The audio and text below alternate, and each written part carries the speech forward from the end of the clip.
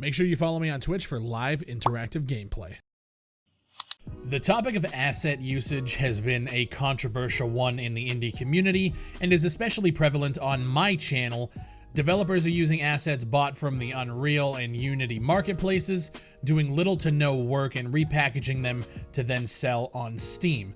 That's something that I've tried to shine a very bright light on for a few years now. And I don't know if you guys have noticed, but more and more recently, I've been a little bit more lenient to developers who are out here trying to create, games for niche audiences. And if they are using assets, for the most part, I'm usually pretty lenient because they are doing it in a way that I feel personally is a solid way, where you're using them sparingly and you actually have a game underneath it to prove that you actually have the talent to do what you say you're going to do. You guys are looking on the screen here, and this is Zera Survival.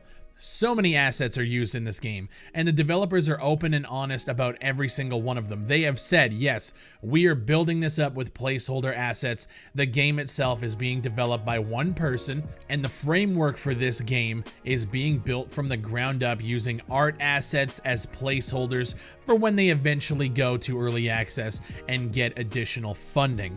And I see that and I say that's fine, cool. I see Deadside, a video I just did the other day, using different assets for the meadows and the fields and the trees and stuff, the art assets. And if the game comes out and it's built upon a solid framework and they're using art assets as placeholders, totally fine.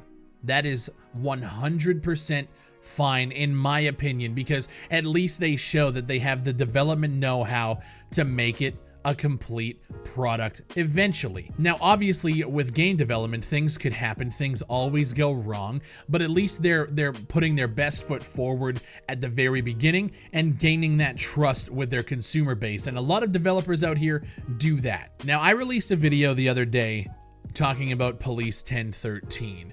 And in that video, I was cautiously optimistic. A lot of people who have reached out said that I was pretty positive about the game. From what I saw, there were things that I did enjoy, and there were obviously things that I questioned. I wouldn't say the video was overly positive. I wouldn't say it was overly negative. I didn't berate anybody.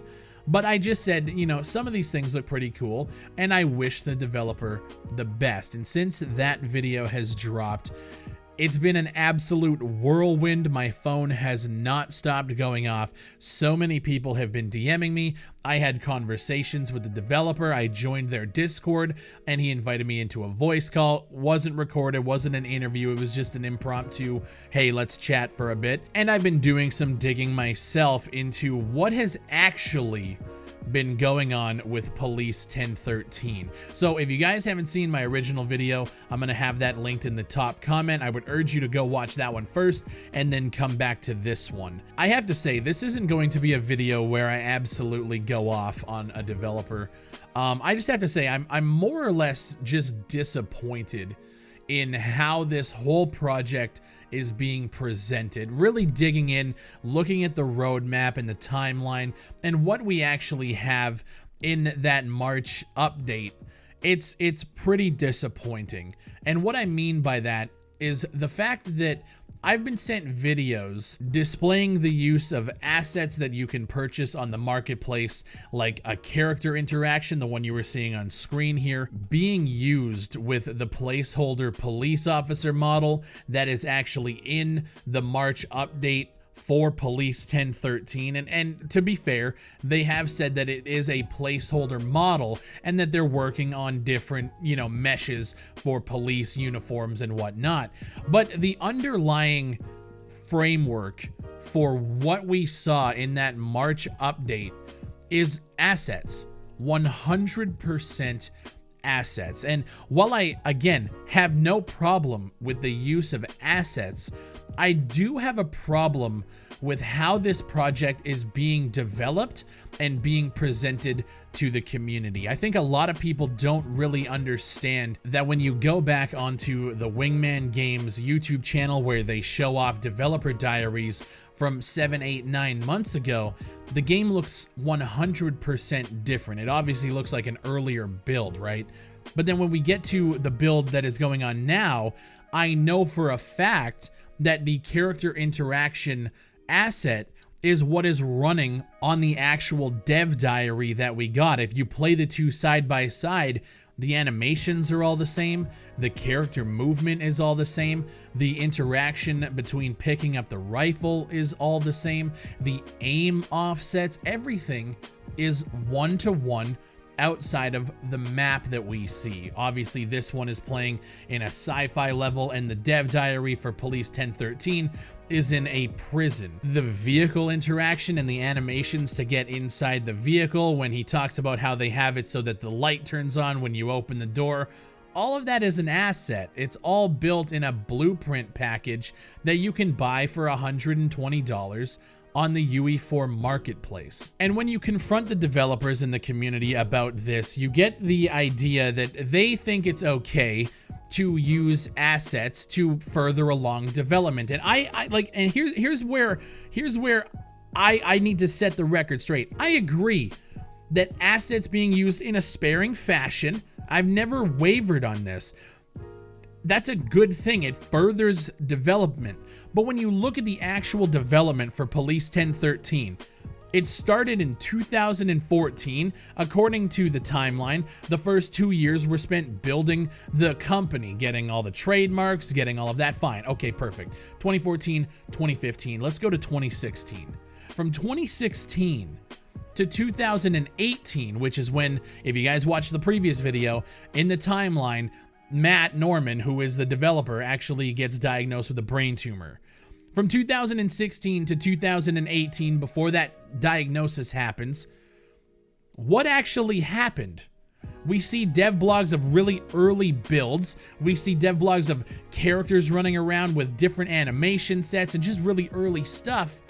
And then we get this, which I know, just based on the marketplace advertisement videos, that the build we got in March was built in about 5 weeks, 5 to 6 weeks. And even in the dev diary, you hear Matt say that now that they have developers on board, look at what they've done in the last few weeks. Thank you to everyone that's actually been donating and helping us get to where we are. I can say that if this is what we've done in a few weeks, I can tell you that we are aiming for a playable game for you this year. You can rest assured that things are happening much quicker than we've ever had, actually, to be honest. The reason that things are moving quicker for you, Matt, is because you're using assets and not really disclosing the fact that this entire build that we're seeing here was actually only built within the last few weeks. And we now have confirmation that when they brought Sam Cook on, which is the developer that they got from Ubisoft, who worked on For Honor, he came in and they scrapped absolutely everything. So the people who were following Police 1013, I just want you to know right off the bat, everything that you have been following for the last, since 2014, 2015, that shit is not being used in the March update that we see. According to Sam Cook, he now has all of that original code that Matt has been working on forever, and it's sitting in a repository that's actually not being used in the project. And it's weird because a conversation I had with Matt the day before, earlier when I was asking about these assets and what was going on, I asked him if the previous game that we saw 2 years ago in 2016 in that dev diary, what happened to that? Has it been scrapped? And he says, no, nothing's been scrapped, which I guess is technically true because you still have all the code. It's still sitting there, but it's just not being utilized. And I feel like that's a pretty manipulative thing to do when somebody asks straight up, have you scrapped old builds, old games? You know what you're talking about. You know that what you are showing is an asset. You know that you have cropped the gameplay in your March update. You guys notice how in some of these gameplay clips there's like a gun barrel at the side that you can't really see what is actually going on. When I first edited my Police 1013 video, the one that came out a couple of days ago, I noticed this, but I never really questioned it, didn't know what was going on. I now know that this video was cropped so that you don't see some of the HUD elements from that character interaction. There's some really shady shit going on with this development. And to be honest with you, when I asked Matt if anything had been scrapped and he told me no, I took him at face value. Until today, when I really pushed in their Discord, fought off a whole bunch of fanboys asking so many different questions to get clarified about these assets, Sam Cooke finally comes out and admits that when he was brought on, they essentially started again with a fresh project. And I just want to make sure that everybody knows that that is what is actually going on, because Matt never said anything in his dev blog about any of that. All of the work that you guys have been following for the past 3 years is pretty much null and void. When I was finished speaking with Matt in a voice call, he actually welcomed me asking any further questions. If I had any questions about the project, reach out to him. And when I started asking him about the assets and told him that people are reaching out and sending me this stuff and I would love to get some confirmation, I found that he started to get a little bit more agitated with his responses, and he started going off on the trolls and the haters. And I put out a community post on my YouTube channel saying that I want to do a follow-up video to Police 1013 a little bit later this week. And as soon as that happened, Matt went to his announcement page on his Discord, and I want to read this word for word to let you guys know what I think is coming down the line. So he posted here last night, later this week, we thought we'd do a quick developer diary with a twist. Recently, we saw an influx of activity on YouTube for Police 1013, which was fantastic. However, we noticed that there seems to be a lot of confusion on how some indie games get made, so I'd like to share a true insight into the reality of building a large open world game like the one we're making, and give an opinion on the many things people expect from certain game companies. And for me, I welcome content like this. If more developers were to come out and make content like this, awesome. We go into, he says, some of the questions I'll answer will include the following: crowdfunding, realistic budgets, building a team, purchasing certain assets, plugins, and materials, how the Unreal Engine company helped devs move quicker through development. He wants to go into the scam concept, people calling this game a scam. He wants to go into trolls. He wants to go into the conspiracy and the ongoing push to drive indie developers into the ground. And this is where the post takes a turn for me. He wants to go into communities and fan bases, keyboard warriors, and then this is the big one for me. He wants to go into YouTube influencers and their role in hurting the indie gaming community, how much work goes into a game and what it takes to get things done right. And then he goes into the $300 million studio games versus indie development, modded games from established $100 million companies, disrespect towards indie devs, gamers versus game developers, roadmaps to completion of a game, building a business the right way. This is an honest approach to discussing a lot of these issues openly and respectfully so that people are educated in what goes on behind the scenes. So you can see about halfway through that post, it went from educating you about, game development and stuff to addressing the trolls and the keyboard warriors and YouTube influencers and their role in hurting the indie gaming community. I would hope that I'm not going to get looped in with this, but if I do, just know I will be responding to that. I'm expecting after this video comes out that there's going to be something said. I can't imagine that all of this is randomly happening, not due to the video that I put out earlier this week. But at the end of this post, it links to a Facebook poll, which I thought was actually worded pretty manipulatively to prove their point of view. And I'm going to read it here. We would like your honest opinions. The question is this: would you rather we crowdfund $1 million to pay for dozens of developers, spend an extra few years building everything from scratch and not getting people into the game until those funds are raised, or continue doing what we're doing with a small team of committed devs, purchasing assets, plugins, materials, and adding what we've already got to get you the game quicker, and then over time swap out any purchase stuff with all of our own things through updates and changes along the way? And of course, people are going to vote for the one that gets them the game quicker, right? And they're going to use this as a way to say, see, we're on the right path. And they actually commented and replied to somebody in that post saying, this is just proving our point that we're on the right path. But here's the thing. I don't think anybody is really getting at you for using assets. Like you said in your own poll, you want to get you the game quicker and then over time swap out any purchase stuff with all of our own things. And if you do that, that's amazing. Great. That's the way to do it. But the question becomes, What is actually going on with the development, and why has it taken you 5 years to get to a point where you're showing a March update dev blog using all assets that looks like, and even from your own words, built within about 5 weeks?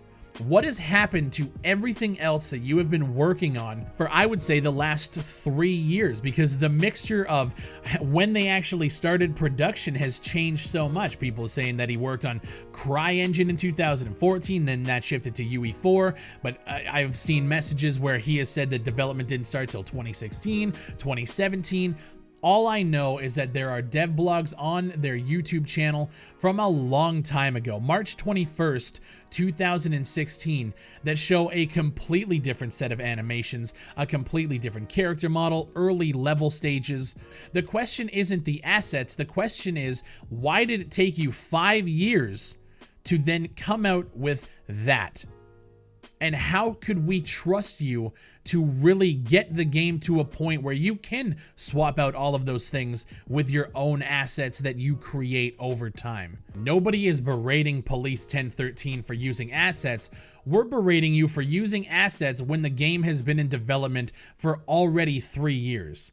And it took pulling teeth in a Discord to get somebody to finally admit that what we saw in the March update was actually built in only a few weeks. Where's the $100,000 raised by the community over the past 3 years gone to? And why is it that we have to do some sort of fucking internal investigation to figure out the truth as to what we're actually seeing in this project? I really hope that if Matt does a dev diary tomorrow or whatever later this week, and I invite him to, instead of focusing on the trolls and the keyboard warriors and what he would deem YouTube influencers affecting indie games in a negative fashion, I would urge him and invite him to actually answer the questions as to why this is happening. If you guys enjoyed the video, make sure you like it and share this one on social media. I think this is something that we need to get out to the masses, people who might be looking at this game and need to know all of the facts before they go in and purchase a copy. My name is Bigfry, and as you guys are sharing the video, make sure you leave a comment. Let me know what you guys think about this whole situation. And again, I am really looking forward to seeing this dev diary to hopefully put all of these concerns to rest. Thank you guys for watching, and I'll see you on the next one.